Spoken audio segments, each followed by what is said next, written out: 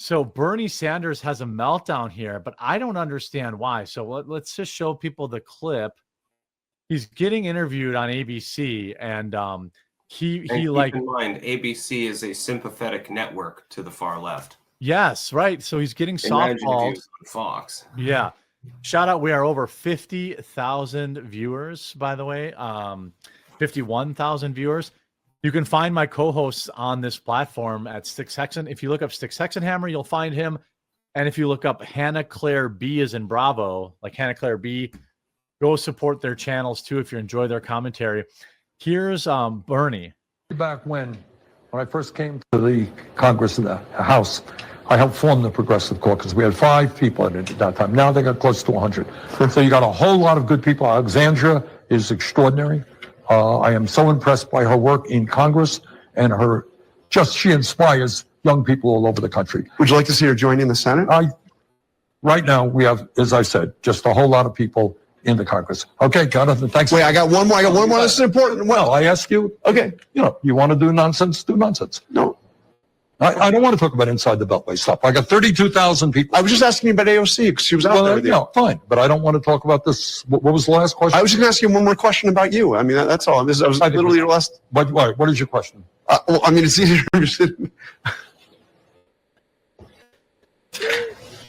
I mean, I want to ask you about your future. This is the biggest crowd. You said you ran for president twice. This is the biggest crowd you've ever seen.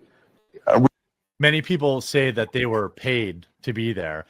They also held it didn't they hold it on in a college campus or something like that? Like someplace. Yeah. What is this?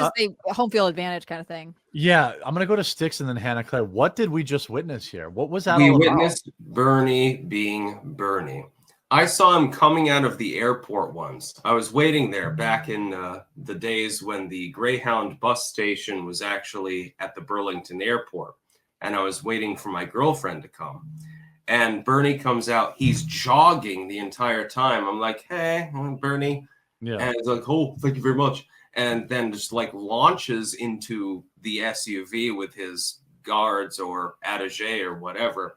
He's always been this way. This is normal for Bernie Sanders. But what about that question triggered him? Is it because he doesn't want her to run for Senate, or what's going on? He's triggered by everything. Weren't there a bunch of headlines at the end of last week that's like Bernie and AOC are using this tour to tease a presidential run? That would be lovely. 1,000-year-old Bernie Sanders. I can't wait. I mean, it's a terrible idea. If that's what they're doing, I love it. Friendly advice. It's not going to work. Maybe you should. Maybe that's a fun time to spend your time, but not a good ticket. I wonder if that's sort of the reaction that people are always kind of questioning him about the future and AOC, and he is trying to carve out his political legacy right now because he knows he's not going to win. I mean, the DNC has really treated Bernie badly. They expect complete compliance, and then they also always sell him down the river. That's why I think I sent the story, but he did this when he was in this interview, and he was saying I actually think it's good that we shut the border down. Yes, I have it right here. Yeah. So he's saying nobody thinks illegal immigration is important. I think stopping fentanyl, because he was asked what's one thing that Trump has done well. And I find this fascinating because Bernie Sanders and I think a lot of other Democrats are looking at the DNC and saying, you guys lost with a super progressive candidate. You are disenfranchising young men. Should we go more moderate in midterms? And I'm not saying Bernie Sanders himself is by any means moderate, but occasionally acknowledging things that are winning moderate Americans, things that are generally popular, it is like flying in the face of the DNC that seems to live in delusion.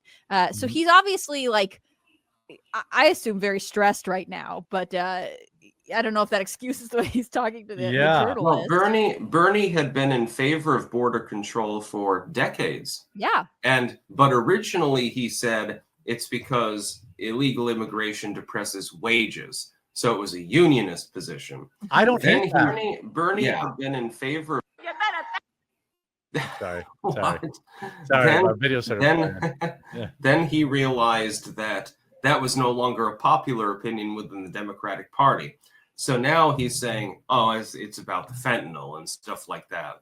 I have noticed that he's, for a while there when he was running, he was like, well, open borders, everyone's the same. After, again, 30 years of saying that's not the case. Mhm. Now he's gone back to it, but for an entirely different reason. He's literally nothing more than a grifter. And as a Vermonter, I think that I know more than most people about Bernie Sanders. He's been this way since the 1970s. He got kicked out of a commune for being lazy. Yeah, yeah, that is true. I just, I think like I'm not exactly I don't know what they're doing with this. I don't know, like the Democrat Party.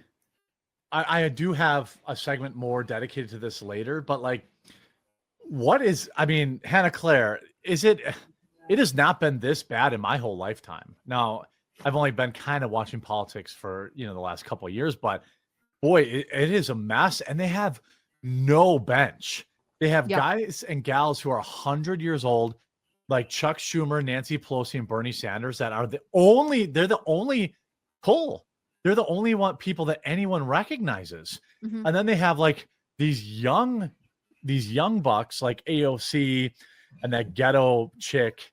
But like no one gives a crap about them. Like nobody thinks that they're serious candidates. So the left has freaking nothing. And like I don't know what they're gonna do. Maybe that's why Bernie's like, I don't want to talk about it. Like it's bad. I can't talk about it. It's so weird. I mean, I think Bernie, especially when he ran for president in 2016, did gain sort of a youth following. There were a lot of young people who were like, this guy's got some great ideas. I mean, I had friends who in college who were saying like free college would be cool. Now, free just means someone else is paying for it in that case. Yeah, free college would be cool. Right. Yeah. We all can dream, right? It's fun. But I think there is more division in the Democratic Party than people acknowledge. I think Democrats are able to sort of crack the whip and get everyone in line, or at least get cohesive votes in a way that Republicans aren't always able to.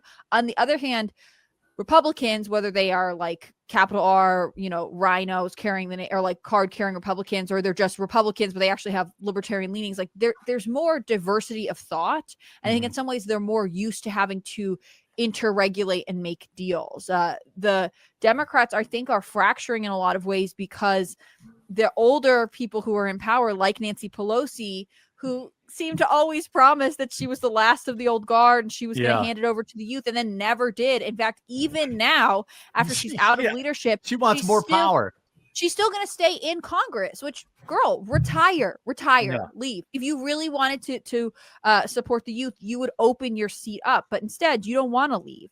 And so you're making these gestures, which then, of course, I don't care for her politics, but of course there is natural tension between someone like AOC or someone like Jasmine Crockett, who see themselves as this new guard that have divine right to take over the party and also take it in a much more progressive direction.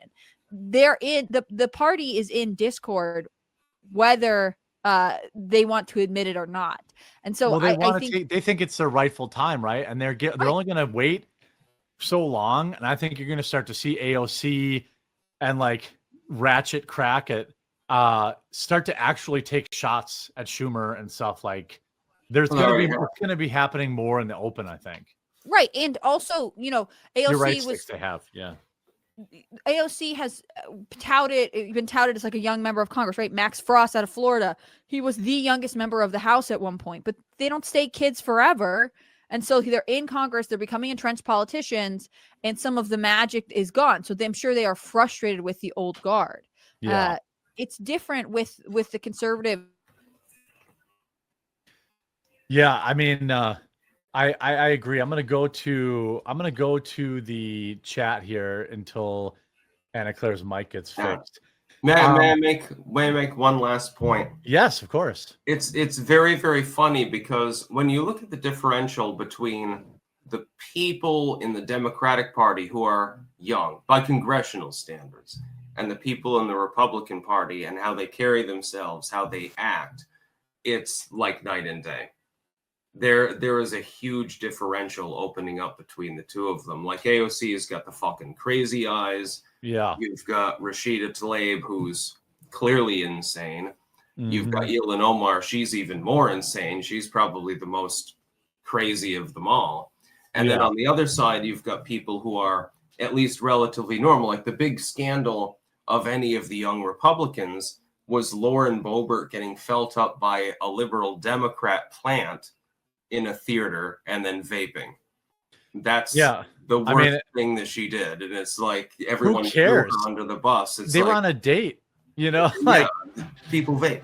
yeah. And I'd be filling up those boobs too. I'm just saying, like, if I'm on a date, Yeah, I like know. that's dark theater. That's where second base is found, boys.